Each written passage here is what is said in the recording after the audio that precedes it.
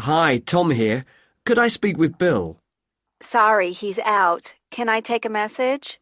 Thanks. It's about some queries Bill had about the balance sheet I prepared. Which balance sheet exactly? The one for the last financial year? Actually, it was the one for the last quarter. Okay, got that. There were several things Bill wanted to check. Firstly, he asked about the liabilities figures. He thought the figures in column A might be for current liabilities, but in fact those figures indicate the long-term ones. Okay, I've got that. What next? The assets figures. He wondered exactly what they cover. Actually, I've put the current assets there, but I've still got to work out the fixed assets and the intangible assets before I include them. Thanks. Anything else? One last thing, also about assets. Bill wasn't sure what the figures in brackets in section 4 refer to. He thought they might represent average figures for the last 2 years or something like that. In fact, they show losses over that period. Thanks. I'll pass all that on. Hi, George. This is Christoph calling from Australia. It's about the contract negotiation for constructing the factory in Melbourne. Our client doesn't want to agree the date for the completion of the second stage, even though it was accepted when we put in our tender. We specified that we couldn't complete in less than 6 months. Now they're saying they want it brought forward a month. This is a problem because they want to put in a penalty clause which states that for every week we are late, we have to pay 3% of the total cost. I can't agree to this at all. We're already using our best technical employees, and the only way we can complete in 5 months is if we use more unskilled staff right from the beginning, which will mean a substantial investment which we hadn't budgeted for. There's one incentive, however. Instead of the usual bonus, we'll be awarded the contract for their next project if we can meet their new deadline. Hello, Joe Fisher speaking. Joe, it's Wilma here. Can I have a word with you about the e-commerce website? Of course. How did the interviews go? Well, we recruited an excellent business analyst this morning. He'll join the team in a week or so. There's still a gap for a software engineer, though, and we'll have to fill that as soon as possible. I'll ask around and see if anyone is able to transfer from other projects. Thanks. Also, do you think you could produce a report for senior management by the end of the week? They'd like an idea of the timing of the project. No problem. What else should I include? Let us know exactly what hardware you'll need. The budget already allows for that. Okay. Anything else?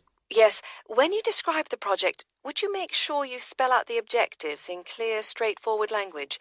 Certain members of the board have their doubts that it will bring about the results we promised. Okay.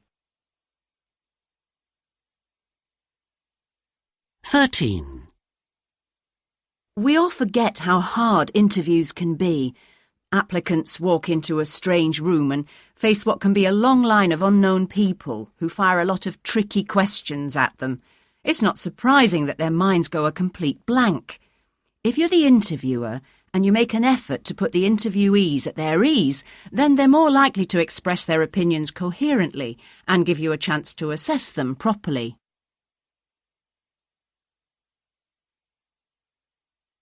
14. Interviews are often too theoretical. You get the applicant's views on, for example, the principles of marketing, and then throw in some tough questions to see if they're up to speed on the latest developments. But introducing a hands-on activity can be more telling because then you can assess how they approach everyday activities. I know some people argue that at senior level it's a waste of time and you should be checking how they deal with clients and colleagues, but I'm not convinced.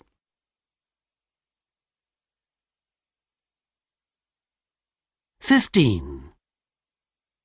You have perhaps 30 minutes to assess an applicant. I think considerable work needs to be done beforehand with the CVs, checking if they have appropriate qualifications and so on.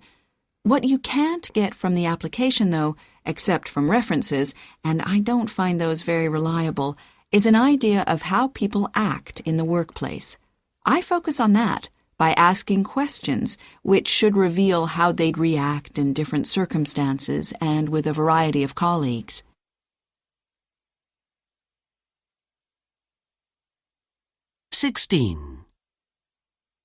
Interviewing isn't something I'm good at, I'm afraid. I don't trust my own judgment for such important decisions. That's why I usually have about 5 other people with me. Not necessarily from the particular department, though. I realise this prevents me from making the interview seem like an informal chat, but I'm not sure of the overall benefit of that. Perhaps it provides an insight into how the applicant thinks and behaves outside work, but that's not crucial.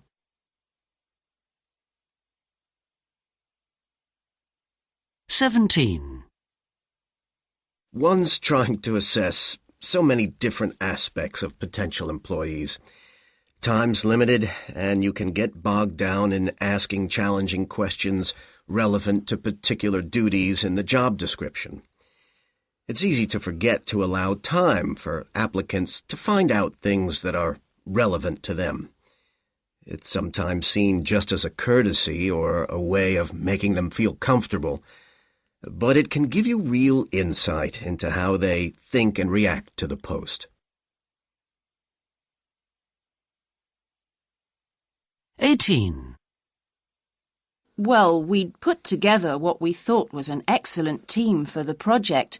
That is, until we hit technical problems and realised that we needed staff with a wider range of specialised technical experience than the people we'd recruited. So we had to advertise again to replace some key members of the team. We were lucky that we'd just about managed to cover the extra costs within the budget. Our customers were very satisfied with the outcome.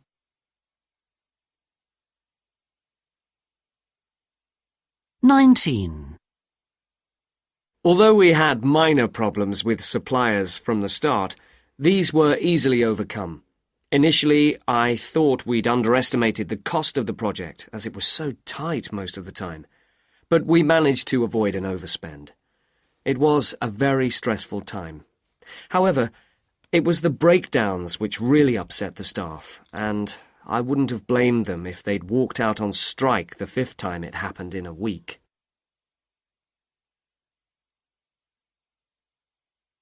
20. Generally speaking, we have an excellent project management team trained to deal with any unexpected problems. You know, like when the money runs out or the client wants something different from the original agreement. Unfortunately, we hadn't anticipated the component manufacturer going out of business. The purchasing manager was furious because there were so few companies who produced exactly what we wanted. However, finally we found a replacement that enabled us to keep within the limits of our budget.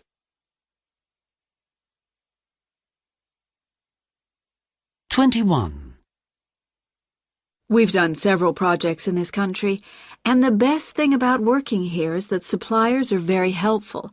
If you are unhappy with anything, they immediately try and sort it out. If, for example, a digger broke down, they'd replace it within hours and at no extra cost. Another thing is there is no shortage of suitably qualified workers. But we had an expensive delay on our last project because we'd miscalculated the size of the workforce we needed.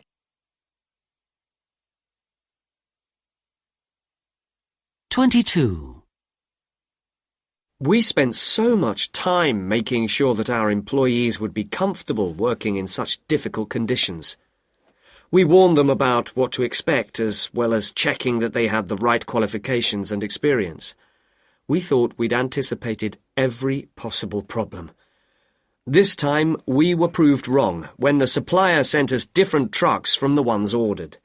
Although they coped well with the extreme conditions, they were too small for our needs.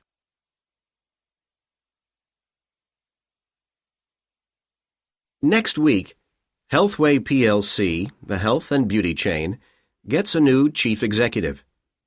Here's our reporter, Lynn Trencher, to tell us why many people regard the job as one of the most difficult in retailing. Hello, Lynn. Hello. No, it isn't an enviable position. Robert Henlow, Healthway's new CEO, is taking control of a company which may have been a well-loved and trusted retail brand for many years, but its core business is mature, and successive managements simply haven't come up with a winning formula to deliver dynamic sales growth, and the shareholders see Henlow as Healthway's last chance. The company faces stiff competition, doesn't it? That's right. In fact, most town centre health and beauty chains are feeling the pinch, with few planning to expand. Unlike food, it's a high-margin business, which gives supermarkets, particularly those on out-of-town sites, scope to sell similar products for considerably less. Even the development of online shopping hasn't yet outweighed the convenience of out-of-town sites. Robert Henlow is coming from a company with a very different sort of culture from Healthway, isn't he? Yes, he's moving from a firm that's very open, with plenty of staff coming in from other companies, or indeed industries. Healthway, on the other hand, has a culture where people join the group and either leave quickly or not until they retire.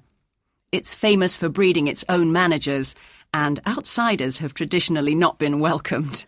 Healthway's financial strategy has been criticised in recent years, I believe. Under the last chief executive, Charles Hamilton, Healthway concentrated on the bottom line with the aim of supporting the share price. Even the one acquisition that the company made had that same goal. But this strategy had its downside. Very few improvements were made within the business, so their IT, for instance, is now several years out of date. Wasn't it Charles Hamilton who started Healthway's beauty treatment centres? Yes, almost his first major action as chief executive was to set up a separate chain of stores that, in addition to selling health and beauty products, provided massage and other treatments. This ran alongside the existing stores. But even at the outset, few investors were taken in by his over-optimistic forecasts, and the doubters were proved right. Just before he left the company, he closed the centres and admitted his mistake. Hamilton also made drastic staffing changes, didn't he? Oh, he certainly did. He slimmed down the head office, he undertook a complete overhaul of the top management team, and tidied up the company's international operations. Of course, there was a danger that in changes on that scale, mistakes would be made, and the company would lose individuals or even whole departments that it needed. He managed to avoid that, but he was quite unable to communicate the reasons behind the changes, so he created an enormous amount of ill will. Has Robert Henlow announced any plans yet? When he starts work next Monday, he'll find a report from consultants advising the disposal of several underperforming stores that are too small ever to do well. However, they do think the current total should be maintained, which would be achieved by ploughing money into more profitable large store formats. Even though this means adding to the payroll, the consultants say the increased profitability will make it worthwhile. So, all in all, it's quite a challenge for Robert Henlow. It certainly is, not least because he's never run a quoted company of this size before, and he's one of the youngest chief executives of a business like this. He's taking a huge step from his previous position, though at least the health and beauty sector isn't entirely new to him. He's not going to find it at all easy to tackle all Healthway's problems. Lynn, thank you.